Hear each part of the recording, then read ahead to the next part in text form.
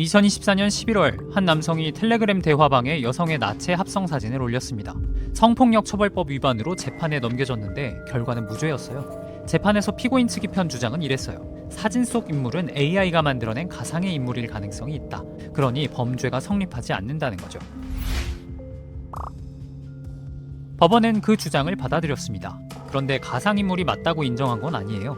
판결문에 적힌 이유는 이래요. 사진의 원본이나 출처, 합성 방법 등을 확인할 자료가 없어 피해자가 실존한다고 단정하기 어렵다. 실제로 있는 사람인지 아닌지를 가릴 수 없었다는 뜻이죠. 형사재판에서 확실하지 않으면 피고인에게 유리하게 판단합니다. 그래서 무죄가 된 거죠. 그 사진을 대화방에 올린 건 맞는데 성폭력 처벌법으로는 처벌할 방법이 없는 거죠. 그럼 검찰이 증명해야 했던 건 뭘까요? 사진이 음란하다는 것도 이 남성이 퍼뜨렸다는 것도 아니에요. 사진 속 그 사람이 이 세상에 실제로 있다는 거죠. 그 사람은 대화방에 돌던 사진을 옮긴 거고 만든 사람이 누군지는 모릅니다. 그러니 무엇을 넣어 만들었는지 확인할 방법도 없죠. 증명해야 하는 쪽은 검찰인데 증명에 필요한 자료는 만든 사람만 갖고 있어요.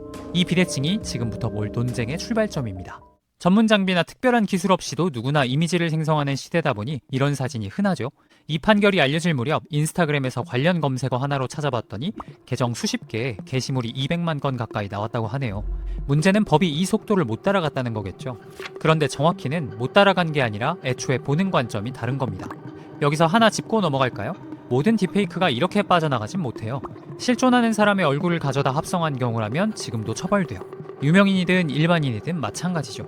문제는 이번처럼 세상에 없던 얼굴이라고 주장할 수 있는 경우입니다. 성폭력 처벌법에서 딥페이크 영상물을 처벌하는 조항은 이렇게 돼 있어요.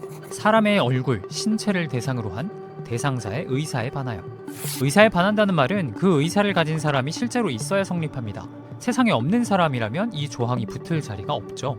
그럼 이런 경우는 어떨까요? 누군가의 사진을 넣지 않고 그 사람의 특징만 적어 넣어 비슷한 얼굴을 만들면요. 지금 법으로는 가져다 쓴 게 없으니까 처벌 못합니다. 누가 봐도 그 사람처럼 생겼어도요. 이 조항 원래부터 있던 게 아니에요. 2020년에 처음 생겼고 2024년에 한 번 더 손을 봐서 형량을 올린 겁니다. 그런데도 이번 사건은 못 막았어요. 형량을 고친 거지 누가 피해자냐는 질문은 그대로였기 때문이죠. 그래서 작년 9월 이 구멍을 메우자는 법안이 나왔어요. 실제 인물인지 아닌지 따지지 않고 실제 인물로 인식될 수 있는 가상의 인물이나 표현물을 대상으로 만든 성적인 영상물 자체를 처벌하자는 건데요. 법안의 제한 이유를 보면 실제 인물로 충분히 인식될 수 있는 제작물로 피해를 입는 성범죄 피해자를 더 두텁게 보호하려는 것이라고 돼 있습니다. 개정안은 그래서 뭘로 만들었는지를 묻지 않고 누구로 보이는지 묻습니다. 만들면 7년 이하, 퍼뜨려도 같은 형이에요. 여기까지만 보면 구멍이 메워진 것 같죠? 그런데 국회 심사에서 부딪혀요. 먼저 제동을 건 곳은 법원행정처였어요. 가상의 인물은 침해될 성적 자기결정권이 없고 그렇다면 피해가 아닌 건데 이걸 성범죄로 묶으면 법 체계에 안 맞는다는 거예요. 형량 이야기도 나왔어요. 실존인물을 대상으로 한 기존 조항이 7년인데 가상인물을 대상으로 한 새 조항도 똑같이 7년이라는 겁니다. 둘이 어떻게 같은 선상에 놓이냐는 거죠. 법조계에서도 비슷한 말이 나옵니다. 경향신문은 가상인물까지 성폭력 처벌법에 넣는 건 과도하고 필요하다면 정보통신망법을 강화하는 방식이 타당하다는 의견을 전했는데요. 같은 기사에는 다른 방향의 우려도 실렸습니다. 완전한 가상인물을 대상으로 한 표현물까지 성폭력 처벌법으로 처벌하면 표현의 자유 문제가 생길 수 있으니 구체적인 요건을 세워 정교하게 규제하라는 거죠. 그런데 반대편에서는 가상이라는 그 말 자체를 달리 봅니다. 성폭력 피해 상담 현장의 이야기는 이렇습니다. 실존인물이 아니라는 주장은 딥페이크 가해자들이 현행법의 빈틈을 이용해 자주 쓰는 회피 전략이라는 거죠. 경향신문 보도입니다. 같은 보도는 하나를 더 짚습니다. 가상인물이라 해도 대다수가 실존하는 여성의 신체와 얼굴을 학습해서 조합한 결과라는 겁니다. 화면에 나온 얼굴이 세상에 없다고 해서 그 얼굴을 만드는 데 쓰인 재료까지 없는 건 아니라는 뜻이죠. 앞서 본 재판이 정확히 그 구조였습니다. 가상일 가능성이 있다는 주장 하나에 7년짜리 조항이 비켜갔습니다. 이 방패는 나이에서도 작동합니다. 경향신문 보도에 따르면 지난 6월 미성년 걸그룹 멤버의 딥페이크 성착취물을 유포한 사건 재판에서 피해 대상이 외관상 성인처럼 보인다는 이유로 아동 청소년 성보호법이 적용되지 않았어요. 여기서 앞선 반론 하나를 확인해 볼까요? 정보통신망법으로 하면 된다는 말이요. 직접 열어봤습니다. 음란물을 유포하면 1년 이하 징역, 1,000만 원 이하 벌금. 개정안이 만들려는 건 7년에 5천만 원이에요. 징역만 놓고 보면 7배 차이죠. 형법에도 음란물을 반포하면 처벌하는 조항이 있지만 이쪽은 1년 이하 징역에 500만 원 이하 벌금으로 더 약해요.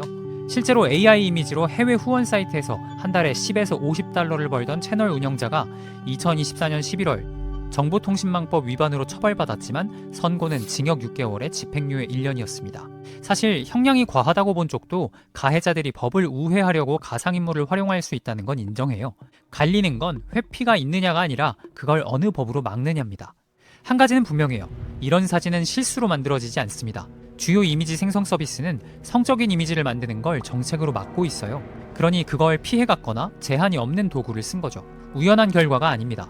누군가의 얼굴과 몸을 재료로 삼아서 그 사람이 아니라고 말할 수 있을 만큼만 비틀어 놓은 거예요. 가상인물이라는 말은 만들고 난 다음에 붙은 겁니다. 나이도 마찬가지예요.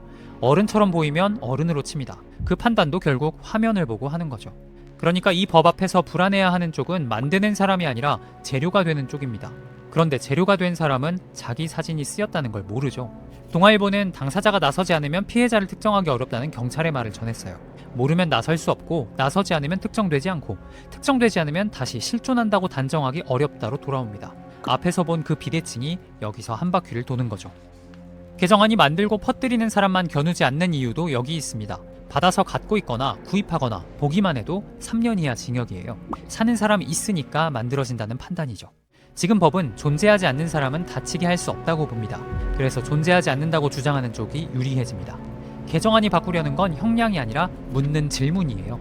무엇으로 만들었나에서 누구로 보이나로요. 그게 넓다고 보는 쪽은 법 체계와 표현의 자유를 들고 좁다고 보는 쪽은 그게 방패로 쓰이고 있다고 말합니다. 이 법안은 지금 국회 법제사법위원회에서 심사 중입니다. 가상입니다 라는 말이 어디까지 방패가 될 수 있는가, 그 선을 어디에 그을 것인지가 남았습니다. 하이퍼로컬 비하인드 스토리 엠코드였습니다.